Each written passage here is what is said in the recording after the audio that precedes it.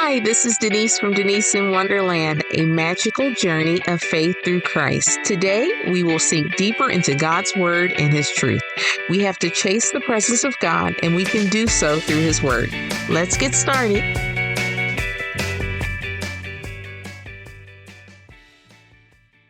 Genesis 4. The man knew Eve, his wife. She conceived and gave birth to Cain and said, I have gotten a man with Yahweh's help. Again, she gave birth to Cain's brother Abel. Abel was a keeper of sheep, but Cain was a tiller of the ground. As time passed, Cain brought an offering to Yahweh from the fruit of the ground. Abel also brought some of the firstborn of his flock and of his fat. Yahweh respected Abel and his offering, but he did not respect Cain and his offering. Cain was very angry, and the expression on his face fell. Yahweh said to Cain, Why are you angry? Why has the expression of your face fallen? If you do well, won't it be lifted up? If you don't do well, sin crouches at the door. Its desires for you, but you are to rule over it. Cain said to Abel, his brother, Let's go into the field. While they were in the field, Cain rose up against Abel, his brother, and killed him. Yahweh said to Cain, Where is Abel, your brother? He said, I don't know. Am I my brother's keeper? Yahweh said, What have you done? The voice of your brother's blood cries to me from the ground. Now you are cursed because of the ground, which has opened its mouth to receive your brother's blood from your hand. From now on, when you till the ground, it won't yield its strength to you. You will be a fugitive and a wanderer in the earth. Cain said to Yahweh, My punishment is greater than I can bear. Behold, you have driven me out today from the surface of the ground. I will be hidden from your face, and I will be a fugitive and a wanderer in the earth. Whoever finds me will kill me. Yahweh said to him, Therefore, whoever slays Cain, vengeance will be taken on him sevenfold. Yahweh appointed a sign for Cain so that anyone finding him would not strike him. Cain left Yahweh's presence and lived in the land of Nod, east of Eden. Cain knew his wife. She conceived and gave birth to Enoch. He built a city and named the city after the name of his son, Enoch.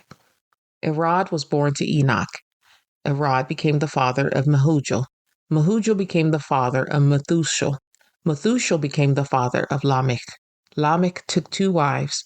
The name of the first one was Adah, and the first of the second one was Zillah. Adah gave birth to Jabal, who was the father of those who dwell in tents and have livestock. His brother's name was Jabal, who was the father of all who handle the harp and pipe. Zillah also gave birth to Tubal Cain, the forger of every cutting instrument of bronze and iron. Tubal Cain's sister was Naamah. Lamech said to his wife, Adah and Zillah, hear my voice. You wives of Lamech, listen to my speech. For I have slain a man for wounding me, a young man for bruising me.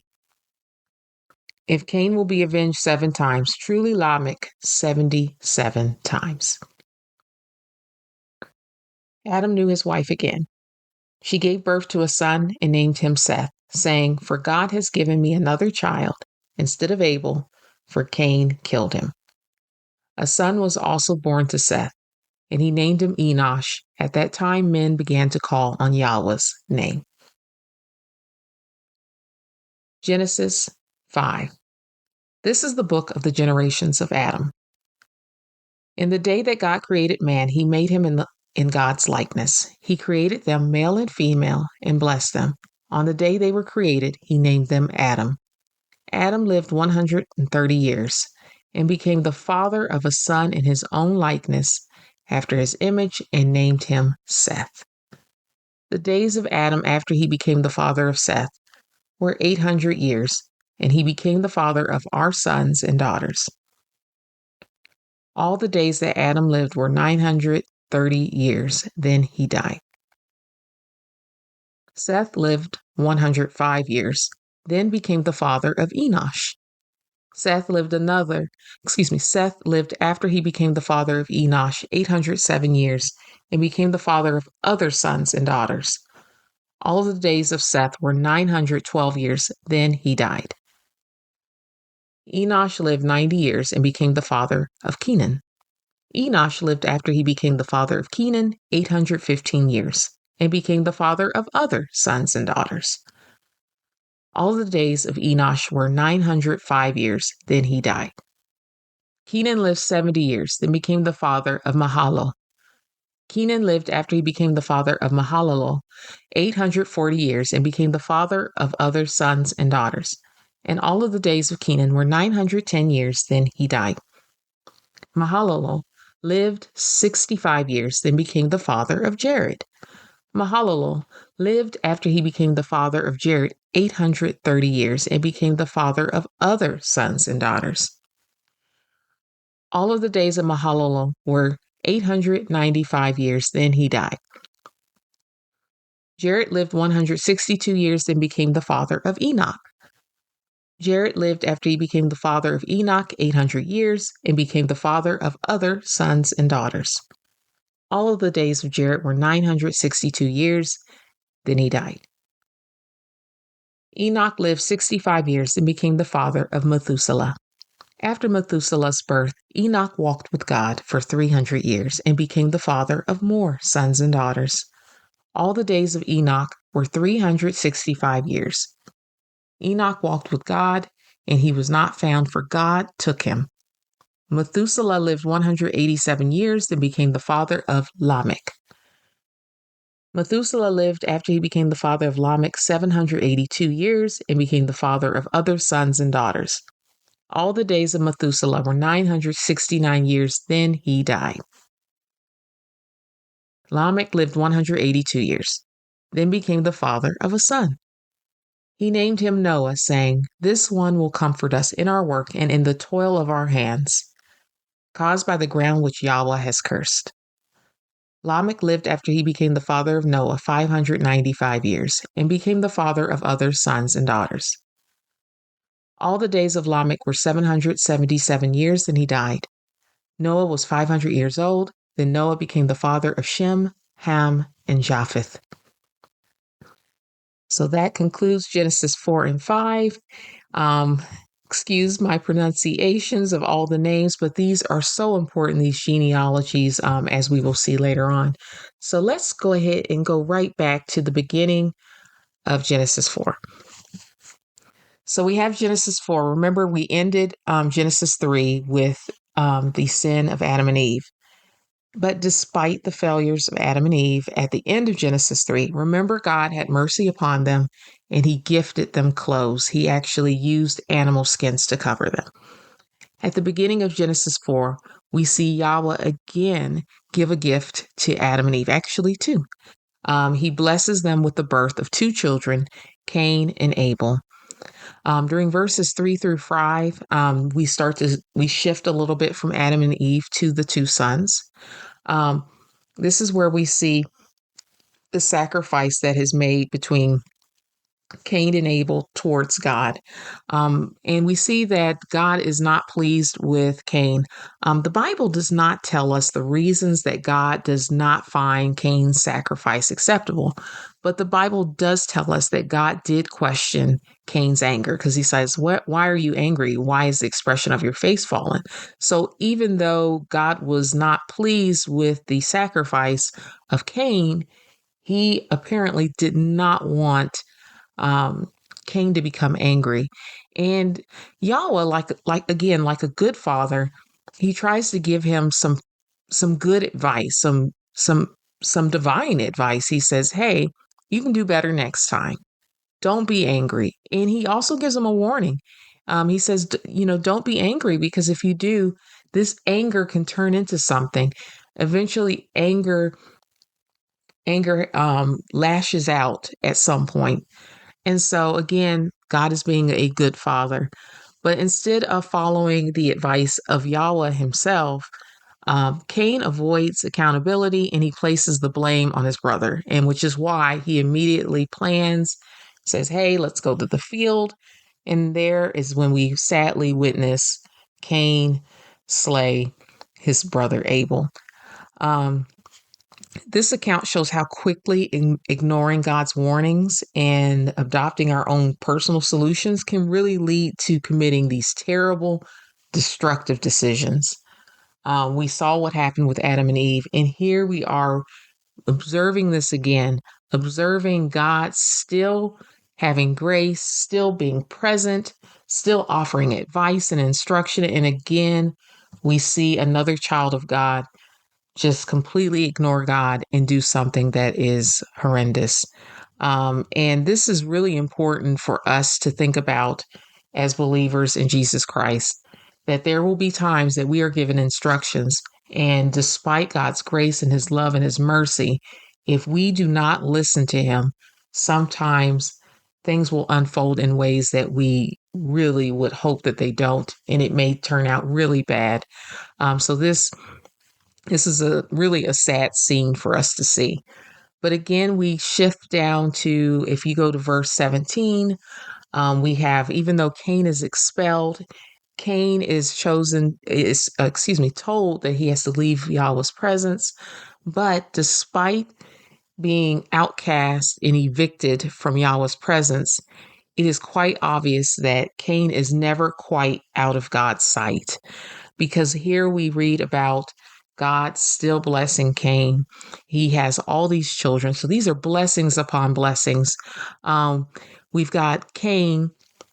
Not only does he have children, but remember, he was a tiller of the ground. Now he's not just a tiller of the ground, he has now built a city. He is creating a world of sorts.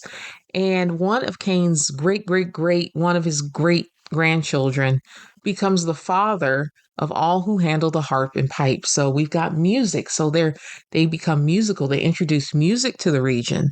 And then we've got Tubal Cain, who becomes a forger of metal tools. So we hear all these wonderful things. They're very creative. They're very productive. And it's amazing to see. And you know that's only because they're made in the image of God. So they have such capability. But then what we do is, when we get down to verse 23, we see that despite being made in the image of God, we see the impact of the corruption from the original sin. Because despite doing all these wonderful things, we see another child of Adam, a great grandchild of Adam, Lamech, kill another for bruising him. Now, when we hear the word bruising, this is just an offense. So this is very similar to what happened with Cain and Abel. For whatever reason, they're upset, so they just slay a man.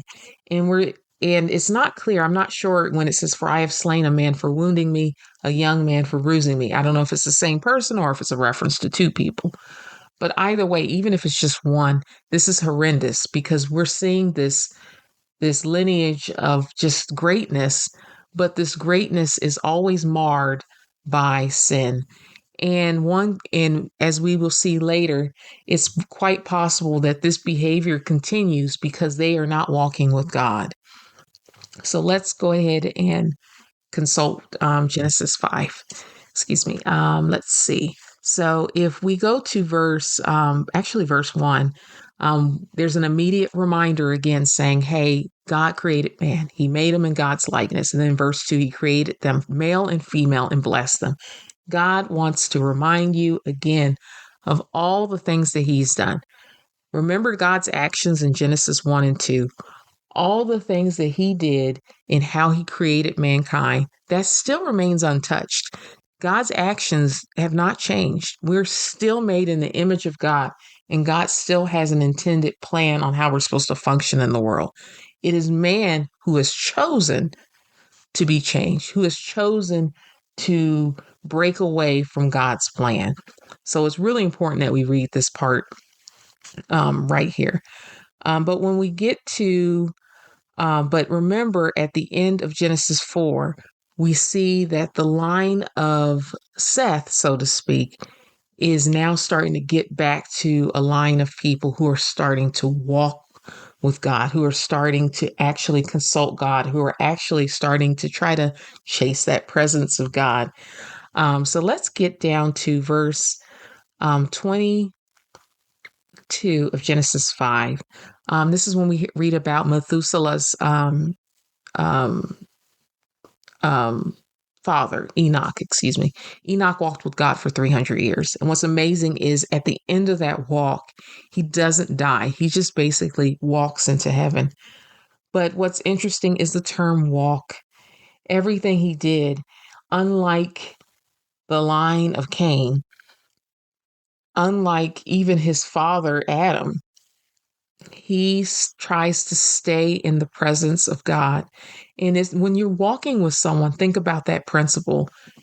If you see something happen on the side of the street and you're not sure about something, if you're walking with someone, you're going to consult that person. So, him walking with God, you can assume God's not walking far ahead. He's not walking far ahead of God either. They're next to each other. So Enoch is moving with God. He's also consulting with him, following whatever God's instructions are. So again, this is critical when you want to experience more greatness in your life, when you want to experience the life that God has planned for you, is you don't take a step without him. So this is really, really important. And it's so beautiful because you're like, wow, he didn't even die. And what I love is it said he lived 65 years, then became the father of Methuselah. But then he walked with God for 300 years. So it makes me wonder, is it when he reached 65 at some point in his life he made a commitment, I've got to walk with God the entire time, and that commitment God rewarded by bringing him to heaven, because Enoch did not live as long as some of the others. Of course, he didn't live the least amount based off of what's listed, but he also did not live the most, and maybe he didn't need to, because he was already walking with God. So it was just a natural conclusion, he might as well just stay with God. Now, I want us again, let's compare this line of Cain and this line of Seth. This is very important, that the blessings, remember Cain's family, his whole family line, his great grandsons and sons, they've become great. They've built cities. They have built musical instruments. They've introduced music to the region. They've introduced metal forgery. Uh, um, Yet, in all of that, they produced sin. And one could say the reason why is because some of those sins were never meant to glorify God. These blessings that they had, they used to glorify themselves, or to bring some kind of personal, just pleasure out of it. But here we see the line of Seth is so different. We don't read about them building all these great, wonderful things. What is important here is seeing, and almost the most important person is Enoch in this section, because he walks with God. And it seems like such a simple thing. He didn't build a city. Presumably, he didn't build a city. He didn't do the Bible makes it clear that the reason why Enoch should be considered kind of famous in this section is because he walked with God. Not that he built anything, sold anything, taught any one thing. It's the fact that he walked with God. So we got to think about the things that we do in our life. And even though it may leave a great impact in the earth, we have to look at, is it an impact because it brings, pleasure to ourselves, or does this impact reflect that we follow the God of heaven, the God of Genesis, the God of Enoch? I want to follow the God of Enoch, because that God is the one who can pull me straight to heaven if he wants to. But that's what he's known for. So I'm going to end it there. We will start talking about Noah soon. But as we go through Genesis, just because I share some things, I encourage you to read in there more. Maybe look up some names, because sometimes some of the names of a lot of these characters are very meaningful. You can go to different websites and say, hey, what does this person's name mean? So this is how, as you start studying the Bible, how you start really digging in and letting the word of God sink into you, sink into your spirit, is by engaging with it. So continue to read this. We will be reading Genesis 6 and 7 tomorrow. But I I hope that God blesses you and God instructs you. And I hope that God gives you the courage to show you the best ways that you can follow Him so that you can live the life that He has planned for you. And always, always consult Him first, God first at all times. You guys all have a blessed day. Bye.